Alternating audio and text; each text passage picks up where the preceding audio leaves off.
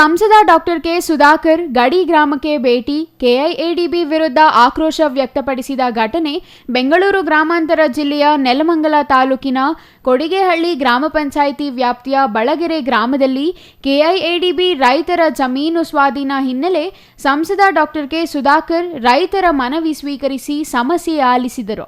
ನಂತರ ಮಾತನಾಡಿದ ಅವರು, ಕೆಐಎಡಿಬಿ ಮನಸೋ ಇಚ್ಛೆ ಭೂಸ್ವಾಧೀನ ಆಗುತ್ತಿರುವುದನ್ನು ತಡೆಯಬೇಕು.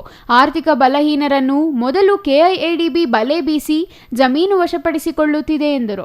1500 ಎಕರೆ ಭೂ ಸ್ವಾಧೀನ ಮಾಡುತ್ತಿರುವುದು ಕೊಡಿಗೆಹಳ್ಳಿ ಸುತ್ತಮುತ್ತಲಿನ ರೈತರನ್ನು ಒಕ್ಕಲೆಬ್ಬಿಸಬೇಡಿ. ರೈತರಿಗೆ ಸೂಕ್ತ ಮಾರುಕಟ್ಟೆ ಬೆಲೆ ನೀಡಿ ಬೆಂಗಳೂರು ಸುತ್ತಮುತ್ತಲಿನ ಭಾಗದಲ್ಲಿ ಭೂಸ್ವಾಧೀನ ಮಾಡಬೇಡಿ ಎಂದು ರಾಜ್ಯ ಸರ್ಕಾರವನ್ನು ಮತ್ತು ಮುಖ್ಯಮಂತ್ರಿ ಸಿದ್ದರಾಮಯ್ಯರನ್ನು ಒತ್ತಾಯಿಸಿದರು. ಸಂಸದ ಸದಸ್ಯನಿಗೆ ಜನರ ಸೇವೆ ಮಾಡುತ್ತೇನೆ. ಗಡಿ ಗ್ರಾಮದ ಜನರಿಗೆ ಸೂಕ್ತ ನ್ಯಾಯ ಒದಗಿಸುತ್ತೇನೆ. ರೈತರು ಒಗ್ಗಟ್ಟಾಗಬೇಕು ಎಂದರು. 600 ಕೋಟಿ ರೂಪಾಯಿಗಳ ಅನುದಾನ ಕೇಂದ್ರ ಸರ್ಕಾರ ಮಾನ್ಯ ನರೇಂದ್ರ ಮೋದಿ ಅವರು ಕೊಟ್ಟಿದ್ದಾರೆ. ನೆಲಮಂಗಲದಿಂದ ಹಾದಿ ಹೋಗಿ ಅದು ದೊಡ್ಡಬಳ್ಳಾಪುರ, ದೇವನಹಳ್ಳಿ, ಹೊಸಕೋಟೆಯ ಮುಖಾಂತರ ಹೊಸೂರವರೆಗೂ ಕೂಡ ಕನೆಕ್ಟ್ ಆಗ್ತದೆ. ಇಂಥ ದೊಡ್ಡ ದೊಡ್ಡ ಯೋಜನೆಗಳು ಕೇವಲ ಮೋದಿಯವರ ಸರ್ಕಾರ ಬಂದ ಮೇಲೆ ಮಾತ್ರ ಮಾಡಲಿಕ್ಕೆ ಸಾಧ್ಯ ಆಗಿದೆ. ತಾವೀಗಾಗಲೇ ನೋಡಿದ್ದೀರಿ.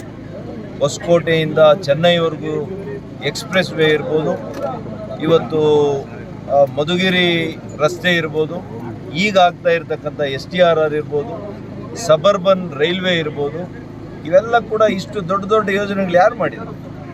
ಕೇಂದ್ರ ಸರ್ಕಾರ ಮಾನ್ಯ ನರೇಂದ್ರ ಮೋದಿಯವರ ಸರ್ಕಾರ ಬಂದ ಮೇಲೆ ಮಾಡಿದ್ದೇವೆ. ಈಗ ಇನ್ನಿಷ್ಟರಲ್ಲೇ ಟೆಂಡರ್ ಆಗ್ತಾ ಇದೆ. ಅದಾದಮೇಲೆ ಭೂಮಿ ಪೂಜೆ ಮಾಡಿ ನಾವು ಒಳ್ಳೆ ರೀತಿಯಲ್ಲಿ ಇದನ್ನು ಗುಣಮಟ್ಟದ ರಸ್ತೆಯನ್ನು ನಾವು ಮಾಡುವಂಥ ಜವಾಬ್ದಾರಿ ಕೇಂದ್ರ ಸರ್ಕಾರ. ಮನೆ ಬಾಗಿಲಿಗಾಗಲಿ ಫೋನ್ ಆಗಲಿ ಮಾಡಿದರೆ ತಕ್ಷಣ ಅವರಿಗೆ ಸ್ಪಂದಿಸುವಂಥದ್ದು ನನ್ನ ಗುಣ. ನಾನು ಅವ್ರ ಜೊತೆ ಇದೇ ಇರ್ತೇನೆ ಅಂತ ಮಾತು ಕೊಟ್ಟಿದ್ದೀನಿ. ಆ ಮಾತಿನಂತೆ ನಾನು ನಡ್ಕೊಳ್ತೀನಿ. ಕೊಟ್ಟಿದ್ದಾರೆ. ಈಗ ತಕ್ಷಣ ನಾನು ಕೈಗಾರಿಕಾ ಇಲಾಖೆಯ ಸಂಬಂಧಪಟ್ಟಂಥವ್ರ ಜೊತೆನೂ ಮಾತಾಡ್ತೇನೆ. ಪತ್ರದ ಮುಖೇನ ಕಳಿಸ್ತೀನಿ. ಮಾನ್ಯ ಮುಖ್ಯಮಂತ್ರಿಗಳಿಗೂ ಕೂಡ ಇಲ್ಲಿ ಆಗ್ತಾ ಇರತಕ್ಕಂಥ ಅವಾಂತರಗಳ ಬಗ್ಗೆ ಕೂಡ ಗಮನ ಸೆಳೆಯುವಂಥ ಪ್ರಾಮಾಣಿಕ ಕೆಲಸ ನಾನು ಮಾಡ್ತೇನೆ. ಅವಶ್ಯಕತೆ ಬಿದ್ದರೆ ನಮ್ಮ ರೈತರ ಜೊತೆ ಸೇರ್ಕೊಂಡು ಯಾವ ರೀತಿಯ ಹೋರಾಟದ ಕಾರ್ಯಕ್ರಮಗಳನ್ನು ಕೂಡ ರೂಪಿಸಲಿಕ್ಕೆ ನಾವು ಹಿಂದೆ ಹೋಗುತ್ತೆ. ಇನ್ನು ಬಿಜೆಪಿ ಜಿಲ್ಲಾಧ್ಯಕ್ಷ ರಾಮಕೃಷ್ಣಪ್ಪ ಮಾತನಾಡಿ, ರಾಜ್ಯದಲ್ಲಿ ಕೈಗಾರಿಕೆ ಸ್ಥಾಪನೆಗೆ ರೈತರ ವಿರೋಧವಿಲ್ಲ. ಆದರೆ ಫಲವತ್ತಾದ ಕೃಷಿ ಜಮೀನು ಬದಲಾಗಿ ರಾಜ್ಯದ ವಿವಿಧ ಭಾಗಗಳಲ್ಲಿ 22.5 ಸಾವಿರ ಹೆಕ್ಟೇರ್ ಬಂಜರು ಭೂಮಿ ಇದೆ. ಇಂತಹ ಪ್ರದೇಶದಲ್ಲಿ ಕೈಗಾರಿಕೆಗಳನ್ನು ಸ್ಥಾಪಿಸಲು ಸರ್ಕಾರ ಮುಂದಾಗಬೇಕು. ಹಾಗೆಯೇ ಕೈಗಾರಿಕೆಗಳು ಒಂದೇ ಕಡೆ ಇದ್ದರೆ ಅದು ಅಭಿವೃದ್ಧಿ ಎನಿಸಿಕೊಳ್ಳುವುದಿಲ್ಲ. ರಾಜ್ಯದ ವಿವಿಧ ಭಾಗಗಳಲ್ಲಿ ಕೈಗಾರಿಕೆಗಳು ಸ್ಥಾಪನೆಯಾದರೆ ಪರಿಸರ ಮಾಲಿನ್ಯ ನಿಯಂತ್ರಿಸಲು ಅನುಕೂಲವಾಗುತ್ತದೆ ಎಂದರು. ಸ್ಥಳೀಯರಿಗೆ ತಾವಿರುವಲ್ಲಿಯೇ ಉದ್ಯೋಗ ದೊರೆಯುತ್ತದೆ. ಆದರೆ ನಗರದ ಹೊರವಲಯದಲ್ಲಿ ಕೃಷಿ ಮಾಡಿಕೊಂಡು ಬದುಕುತ್ತಿರುವ ರೈತರ ಜಮೀನು ಕಿತ್ತುಕೊಳ್ಳುತ್ತಿದ್ದಾರೆ. ಜೊತೆಗೆ ಪರಿಸರ ಮಾಲಿನ್ಯಕ್ಕೂ ನಾಂದಿಯಾಗುತ್ತಿದೆ. ಆದ್ದರಿಂದ ಕೃಷಿ ಭೂಮಿಯನ್ನು ಕೃಷಿಗೆ ಮೀಸಲಿಡಬೇಕೆಂದರು. ಕೈಗಾರಿಕೆಯಂತೆ ಕೃಷಿ ಕ್ಷೇತ್ರ ಕೂಡ ದೇಶದ ಆರ್ಥಿಕ ವ್ಯವಸ್ಥೆಗೆ ಕೊಡುಗೆ ನೀಡುತ್ತಿದೆ, ಉದ್ಯೋಗ ಒದಗಿಸುತ್ತಿದೆ. ಆದರೆ ಕೈಗಾರಿಕೆಗಳಿಗೆ ಕೊಡುವಷ್ಟು ಆದ್ಯತೆ ಕೃಷಿ ಕ್ಷೇತ್ರಕ್ಕೆ ಸಿಗುತ್ತಿಲ್ಲ ಎಂಬುದಕ್ಕೆ ನಿದರ್ಶನ ಕೃಷಿಗೆ ಫಲವತ್ತಾದ ಜಮೀನು ಸರ್ಕಾರ ಕೈಗಾರಿಕೆ ಪ್ರದೇಶ ಅಭಿವೃದ್ಧಿಗಾಗಿ ಸ್ವಾಧೀನ ಮಾಡಿಕೊಳ್ಳುತ್ತಿರುವುದು. ಬೆಂಗಳೂರು ಸುತ್ತಮುತ್ತ ಮಾತ್ರವೇ ಏಕ ಕೈಗಾರಿಕೆ ಪ್ರದೇಶ ಅಭಿವೃದ್ಧಿಯಾಗಬೇಕು. ರಾಜ್ಯದ ಇತರ ಭಾಗಗಳಲ್ಲಿಯೂ ಅಭಿವೃದ್ಧಿಯಾಗುವಂತೆ ಅಭಿವೃದ್ಧಿಯ ವಿಕೇಂದ್ರೀಕರಣವಾಗಬೇಕಲ್ಲವೇ ಎಂದರು. ಕೃಷಿಗೆ ಯೋಗ್ಯವಲ್ಲದ ಅತಿ ಕಡಿಮೆ ಮಳೆ ಬೀಳುವ 1000 ಎಕರೆ ಬಂಜರು ಭೂಮಿಯಲ್ಲಿ ಅಭಿವೃದ್ಧಿ ಮಾಡುವುದು ಸೂಕ್ತವಲ್ಲವೇ? ಭೂಸ್ವಾಧೀನ ಪ್ರಕ್ರಿಯೆ ಸುದ್ದಿಯಿಂದ ರೈತ ಸಮುದಾಯ ಒತ್ತಡದಲ್ಲಿ ಸಿಲುಕಿದ್ದಾರೆ ಎಂದರು. ಬಳಗೆರೆ ತೆಮ್ಮಗೊಂಡು ಹೋಬಳಿ ಬಳಗೆರೆಗೆ ನಮ್ಮ ಸಂಸದರಂತ ಡಾಕ್ಟರ್ ಕೆ ಸುಧಾಕರ್ ಅವರು ಬಂದಿದ್ದರು. ಕಳೆದ 4 ದಿನಗಳ ಹಿಂದೆ ಅವ್ರ ಮನೆಗೆ ಹೋಗಿ ನಾನು, ಸರ್, ನಮ್ಮ ಕೊಡಗಳ್ಳಿ ಪಂಚಾಯಿತಿ ಹತ್ತಿರ ಕೆಂಚನಪುರ, ಬಳಗೆರೆ, ಹತ್ತುಕುಂಟೆಪಾಳ್ಯ ಇದೆಲ್ಲ KDBನವರು ಲ್ಯಾಂಡ್ ಅಕ್ವೈರ್ ಮಾಡಲಿಕ್ಕೆ ಸಿದ್ಧತೆಗಳನ್ನು ಮಾಡ್ಕೊಂಡಿದ್ದಾರೆ. ದಯವಿಟ್ಟು ಅದನ್ನು ತಡೆ ಹಿಡಿಬೇಕು. ನಮ್ಮ ಬಳಗೆರೆ ಗ್ರಾಮ ಮತ್ತು ಕೊಡಗಳ್ಳಿಯಲ್ಲೆಲ್ಲ ನೀರಾವರಿ ಜಾಗ, ಹೈನುಗಾರಿಕೆಯನ್ನು ನಂಬಿ ಬದುಕ್ತಾರೆ ಅಂಥ ಜನ.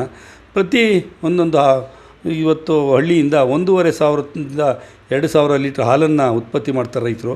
ಇಂಥ ಒಂದು ಸಮೃದ್ಧಿಯಾದಂಥ ಜಾಗವನ್ನು KDBನವರು ತಗೊಳ್ತಾ ಇದ್ದಾರೆ ಅಂತಂದಾಗ ರೈತರಿಗೆ ಅನ್ಯಾಯ ಆಗೋದಾದರೆ ಯಾವುದೇ ಕಾರಣಕ್ಕೆ ನಾನು ಸಹಿಸೋದಿಲ್ಲ.